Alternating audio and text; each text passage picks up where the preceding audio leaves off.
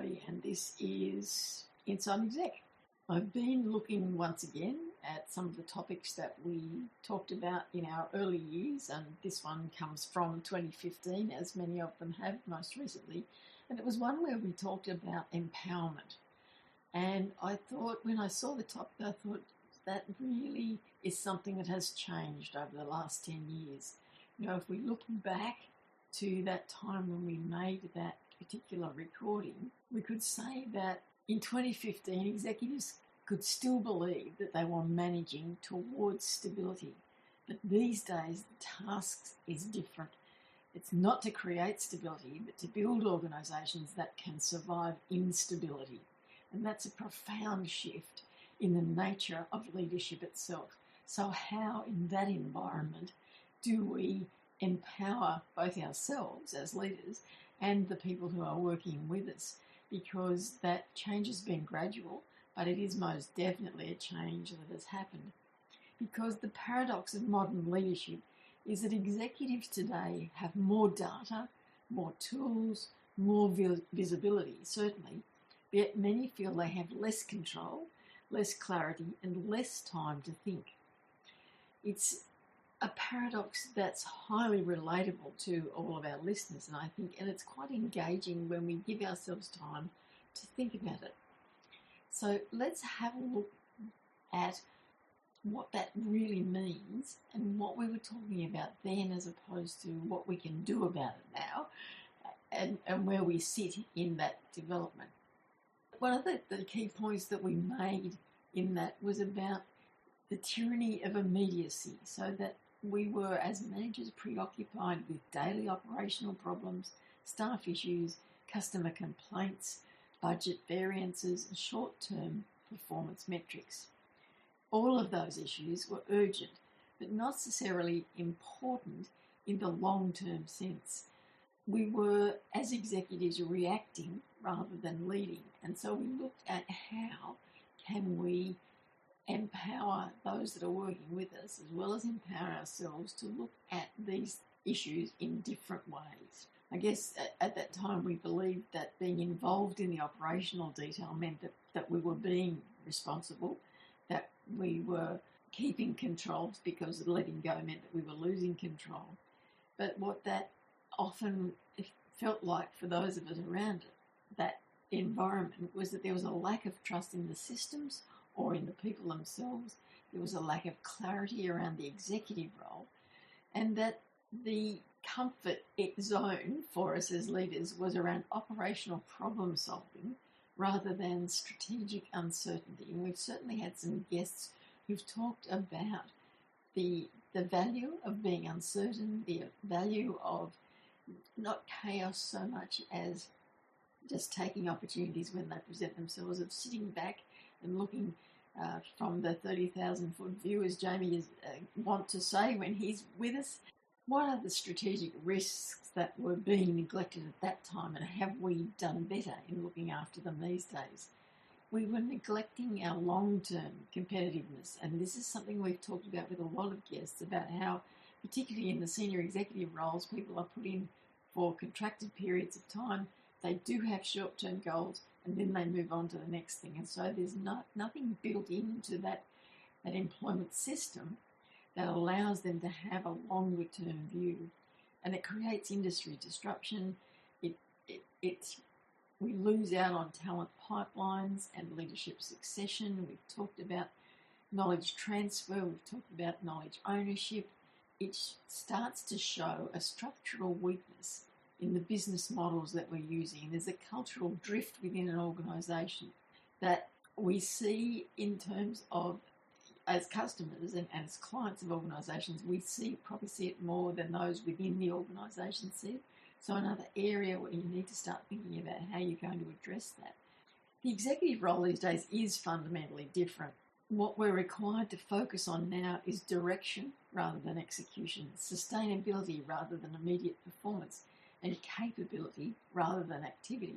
And so it's a much more measured management and leadership arena than it was 10 years ago. But with that brings a whole lot of other responsibilities and a whole lot of other questions about empowerment that we didn't have to address back in 2015.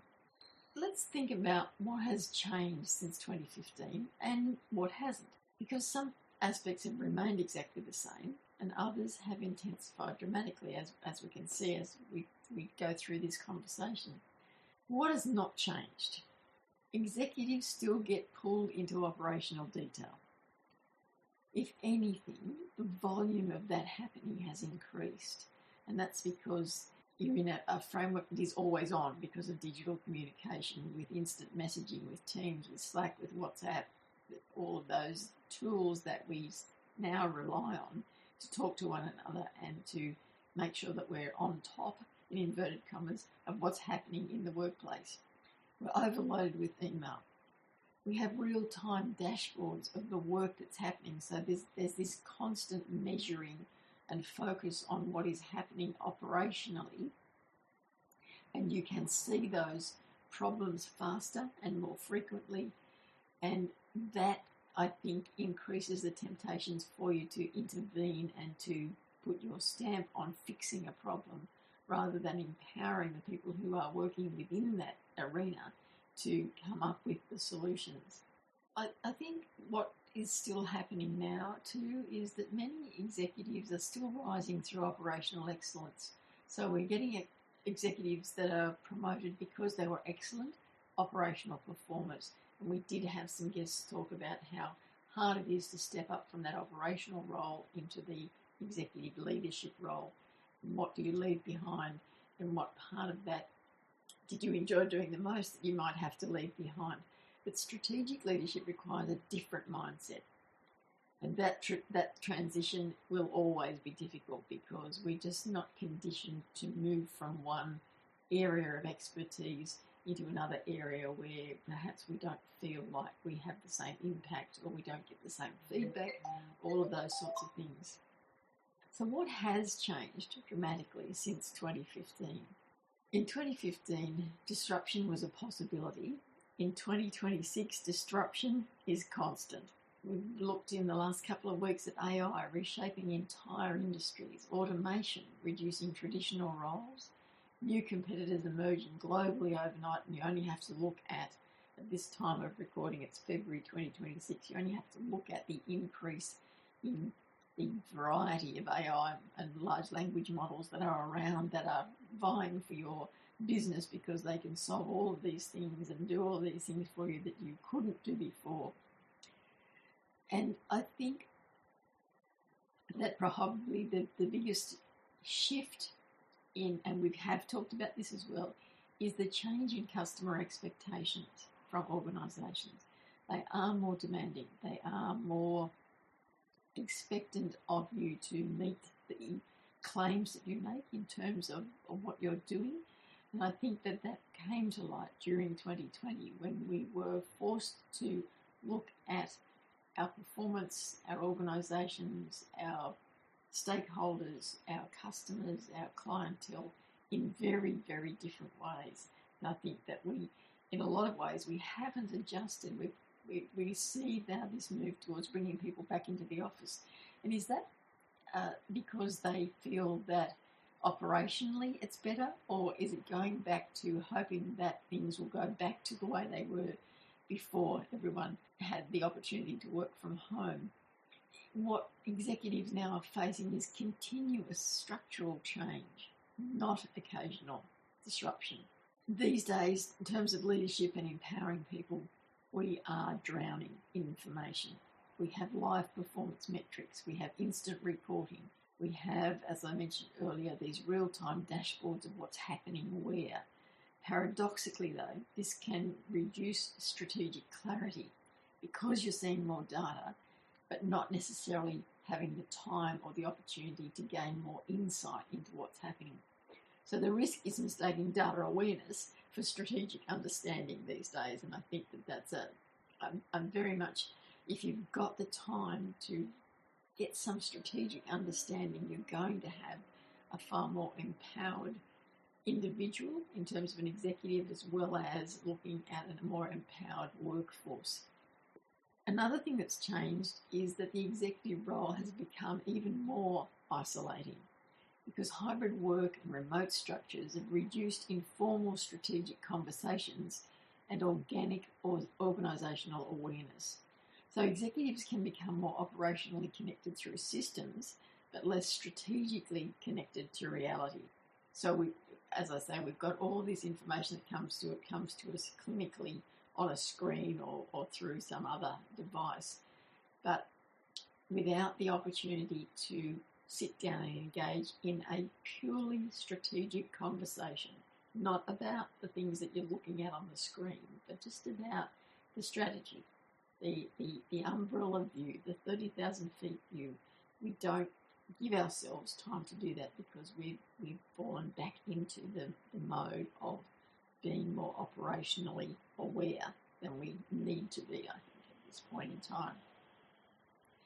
Now, of course, AI has changed the nature of executive risk because now executives have to consider which roles will disappear, which capabilities will become critical, how AI will reshape the industry that you're in, and how competitors might use AI faster. And this is a whole area where the empowerment word gets tossed aside, because if we look at what capabilities will become critical, and we want to empower people to have those capabilities and to make those decisions and to help introduce AI, for example, we have to have had the strategic discussion about how it's going to reshape the industry and which roles will disappear. So there's no point in empowering a group of people if those roles are going to disappear, and we don't know that those roles are going to disappear if we haven't had the strategic conversation. These days, organisations are more vulnerable because there's leaner staffing, there's the issue still, 5 years after COVID, of global supply chain.